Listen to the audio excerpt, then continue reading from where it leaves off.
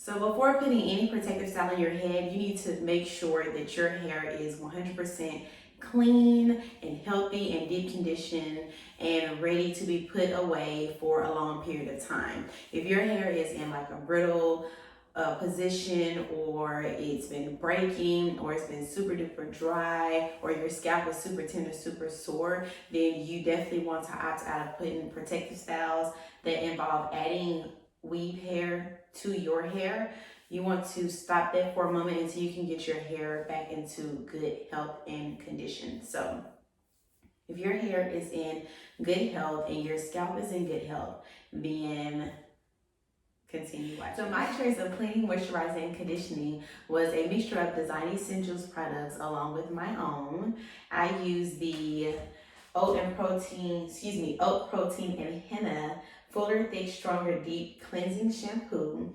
You always want to use a cleansing shampoo before going into a protective style to make sure that your hair is stripped of all of the oils that you may have had. Like castor oil is a pretty thick oil. Your products, if you use edge controls throughout the week, anything to like keep your hair in place, hair mousse or gels or anything like that, you want to always make sure that you use a cleansing shampoo first to get strip everything off of your hair and your scalp to make sure that you're starting off on a clean slate. So I use this, and when I say thoroughly, I mean I thoroughly wash my hair. I wash it, I scrub it, I make sure that I'm getting it nice and clean. I go all around my edges. I'll go around that includes the nape area as well, all around the perimeter. I make sure I'm scrubbing really, really good. In any areas that I feel like are problem areas, I'm making sure that I'm scrubbing really, really, really well. And when I think that I'm done, I scrub a little bit more. So I do have really short nails now. Cut mine down.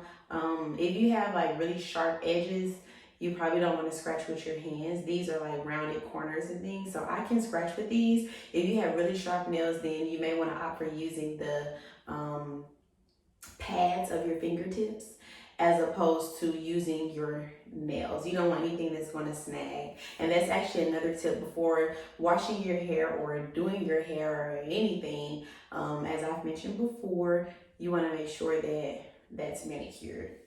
So the second shampoo that I use, I always use two. The first one is a cleansing one. The second one is a moisturizing shampoo. So I use the Design Essentials Natural Almond and Avocado moisturizing and detangling sulfate-free shampoo. I really, really love this. It's super duper moisturizing, like it says.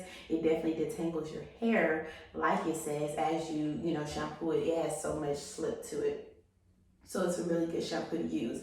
I do the same thing that I do with the cleansing shampoo. I make sure that I scrub really, really, really, really well. When I think that I'm done, I scrub a little bit more, and then I make sure that I wash everything out. You don't want any build up, especially going into a long-term protective style. After using both shampoos, I go in with Design Essentials Rosemary and Mint Stimulating Super Moisturizing Conditioner. It is a thinner conditioner, which I love so very much. I don't ever want anything that's going to clog up my hair or my pores or anything, especially going into a long-term protective style to where I don't have to scrub it so much while I have my protective style in because of having so much buildup. So I really like this because it is very, very, very, very, very light. It's very moisturizing. I use it for myself. I actually use it for all my clients to condition their hair as well. So it says for dry and brittle hair. My hair isn't dry or brittle, but I mean, to keep it from becoming dry and brittle, here you go.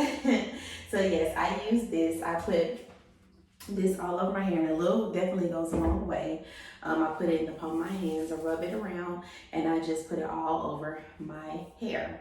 I also use my Roots Hair and Body Oil. I'm almost out of mine, but I use my Roots Hair and Body Oil, and I have what I've been doing with this is been putting a little bit on my problem areas. I say that. So the areas that people tend to have problems with like their edges in their neck area.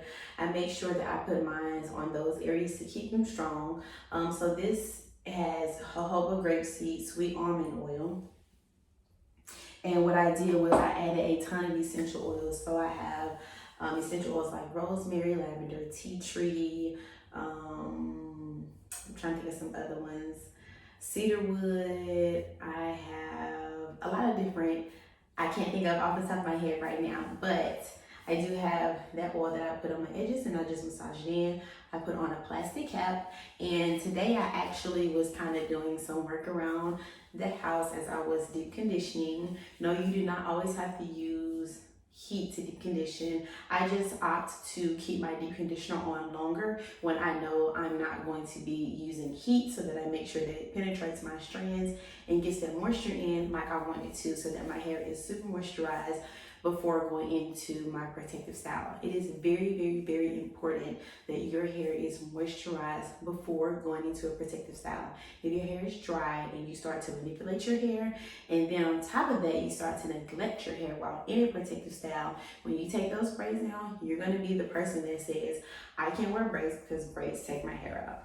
That's what your excuse is gonna be, when actually your hair before putting your braids in and your upkeep during the duration of having your protective style in, you weren't taking care of your hair. So actually you're the reason why your hair is breaking. So we want to make sure that we're doing everything to protect our hair. Okay, so now my hair has just been washed. I just washed the conditioner out, and I am about to blow out my hair. I know that this is a problem many naturals have. Your arms start to hurt, you get tired, and you're like, you know what, throw the whole idea of the style out the window. Like, this is just too much.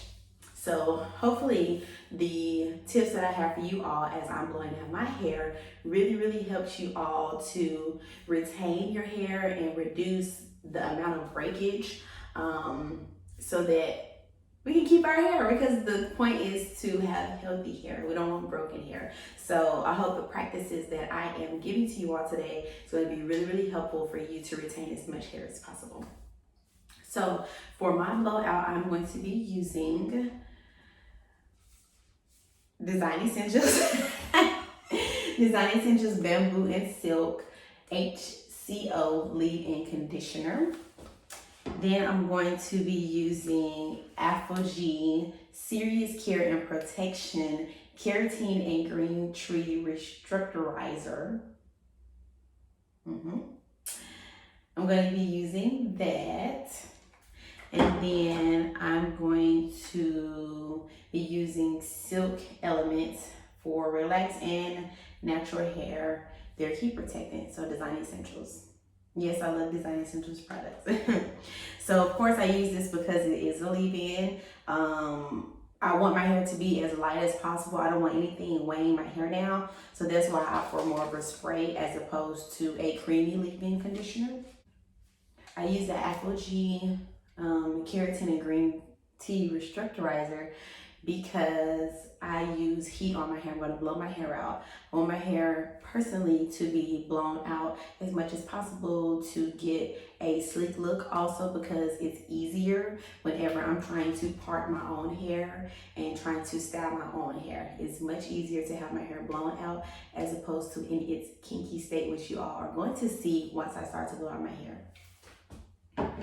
And I use this, of course, because it is a heat protectant. It's super lightweight. A little goes a long way.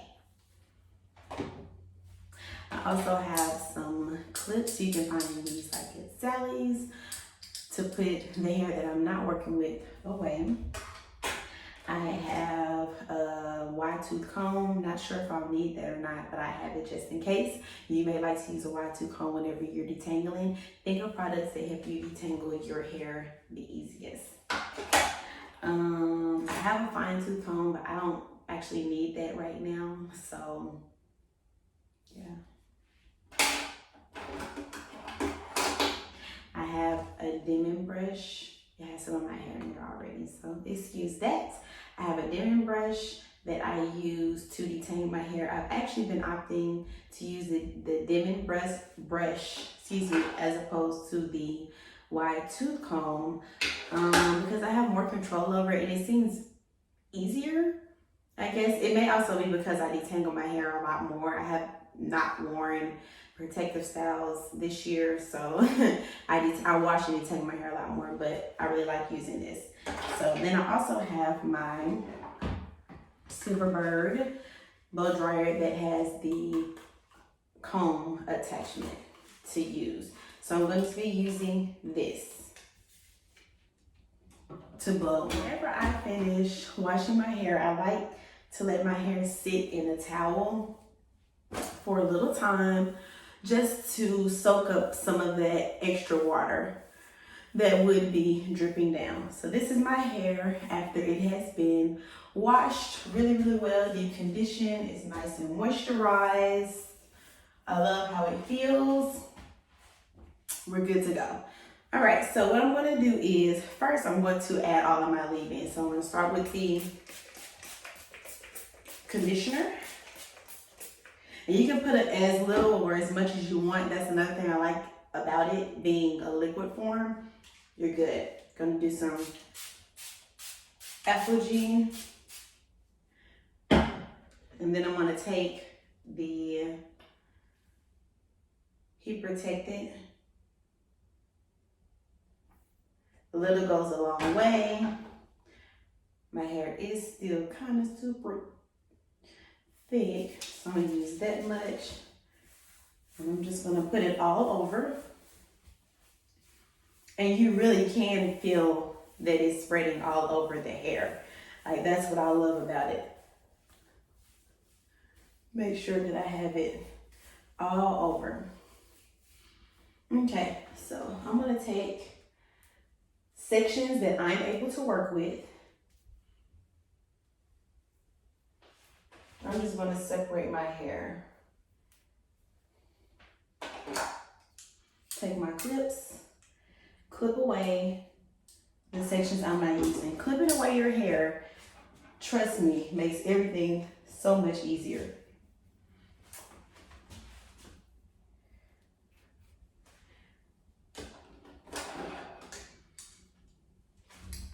Separating and parting your hair makes things so much easier. So I'm going to add my oil also to my hair. I want to make sure that my hair is super moisturized going into this protective style.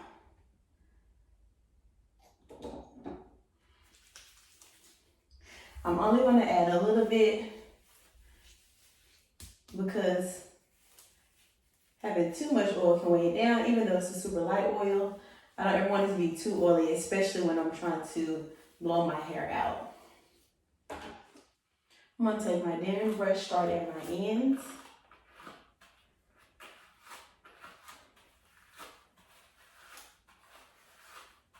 And I'm just going to detangle.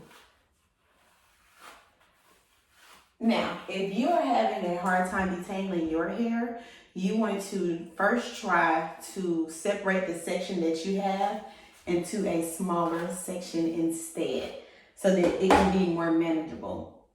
If that is not working, then after you separated it into a smaller section, you want to start at your ends and then detangle on the way up.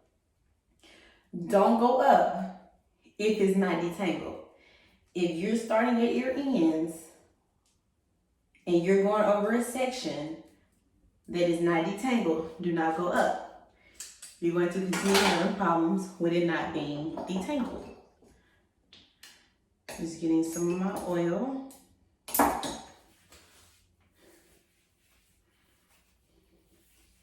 Putting it all on here. Ends are the oldest part. You want to make sure that you always add a little more attention to your ends. Okay, so if I'm right here and I'm detangling, and for whatever reason, it won't let me go all the way through.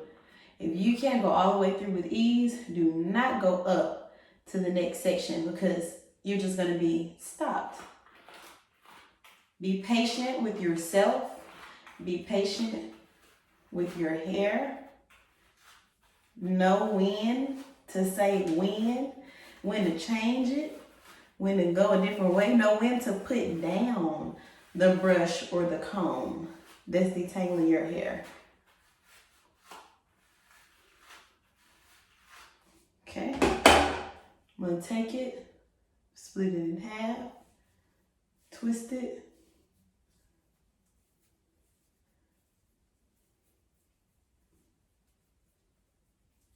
Now these sections are also going to be big enough for me to manage to blow out my hair. All right, so I'm just going to do that for the rest of my head. Manageable sections for myself. Same thing until the rest of it is twisted. It's so important to detangle your hair thoroughly before blow drying it is to reduce the amount of breakage. Our hair is so very fragile. Technically, if we're being honest, it is only supposed to be in its natural state to dry to its fullest, the fastest. But you know, we're versatile. We like to do different things with our hair.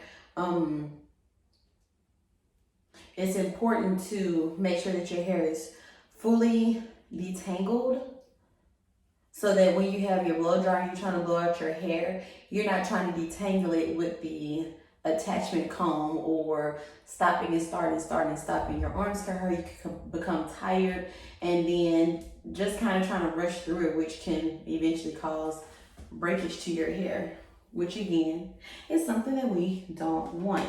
So really take your time to detangle your hair.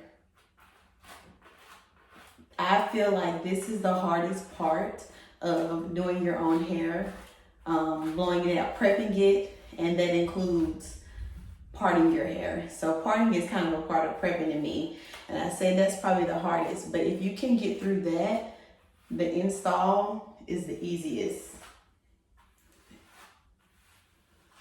Make sure that it's fully detangled. You see, I went through it multiple times to make sure that I didn't run into any clumps or bumps, humps or lumps. This is the amount of shedding that I have from detangling my hair. I have been having my hair in twists for a little over a week, so I say probably about 9 days. Think about it, your hair sheds 50 to 100 strands a day.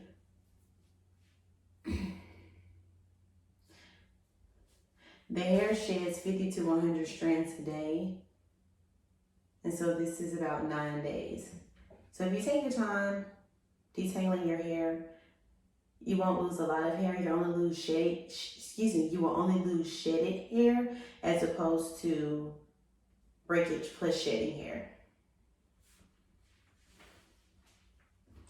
All right, so these are the amount of twists that I have. These are my manageable sections. Whatever your manageable sections are, we're gonna start there. I am going to pin away or clip away my clips. My hair, or my hands are a little slippery. The rest of my twists, I'm gonna take one of my twists and I'm going to unravel it. Now, when I unravel it, I am going to keep it, I'm gonna detangle it a little more with my fingers just to get those ripples out.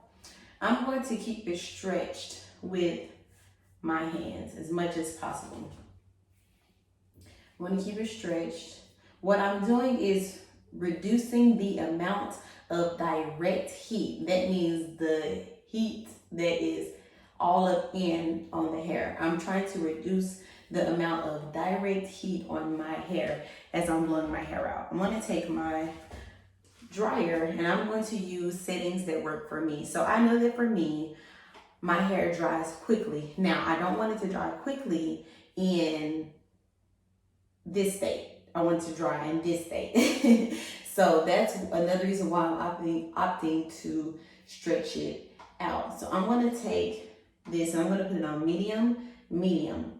Okay, what you're going to see me do is you're going to see me go up and down along the shaft of it first until I feel like, okay, it's dry enough. Then you're going to see me go in and detangle it and dry it with the attachment comb. Once I feel like, okay, it's at a good point to where I don't have to put a lot of direct heat on the hair itself. So here we go. Medium, medium. I can't put it on high because it'll dry way too fast before I'm able to have it stretched and detangled exactly how I want it. So.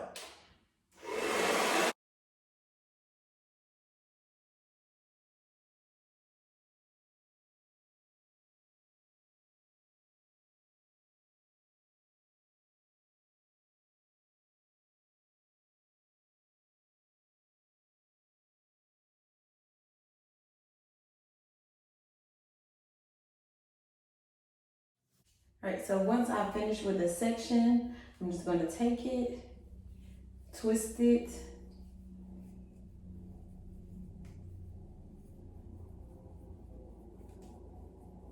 just so it stays in its stretched state, and wait until I complete the rest of them.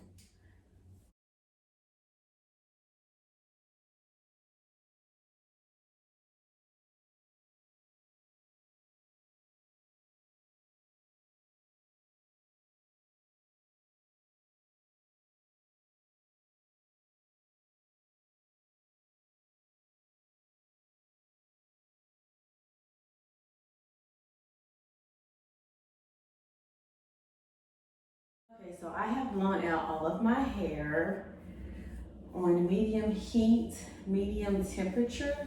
I'm just gonna unravel all of my twists. I'm gonna do one last good pass with the blow dryer on medium. And then I'm going to go in right after that thorough pass. I'm going to do a pass that is on cool. I want to seal in and close my pores or my hair shaft.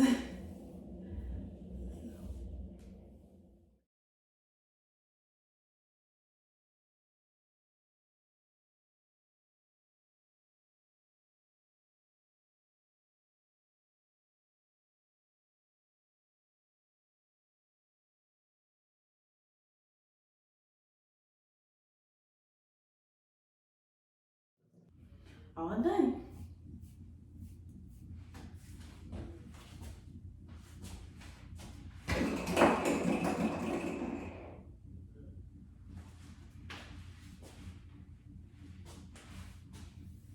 So now when I'm wanting to use my comb to part my hair, it's much easier to do.